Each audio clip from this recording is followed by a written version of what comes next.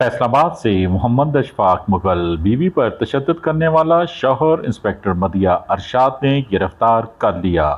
CPO Faisalabad साहबजादा Bilal Umar की हदायत पर एसएचओ थाना वुमेन इंस्पेक्टर मदिया अरशाद की बड़ी कार्रवाई। इंस्पेक्टर मदिया अरशाद ने टीम के हमरा कार्रवाई करते हुए मुलजिम नदीम को गिरफ्तार किया। मुलजिम नदीम ने 223 रेबे कोरिया घरेलू लड़ाई झगड़े की बिना पर बीवी निशा रानी को तशद्दुद का निशाना बनाया था।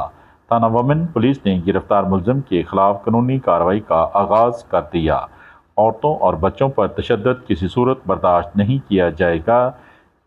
शहरी भी अपने इर्द गिर्द नजर रखें, जहां कहीं औरतों और बच्चों पर तशद्दुद हो रहा हो तो इसकी फौरी इतला करीबी थाने को दी जाए। सीपीओ साहबजादा बिलाल उमर ने वाज़िया पैगाम जारी कर दिया। देखते रहिए GS न्यूज़।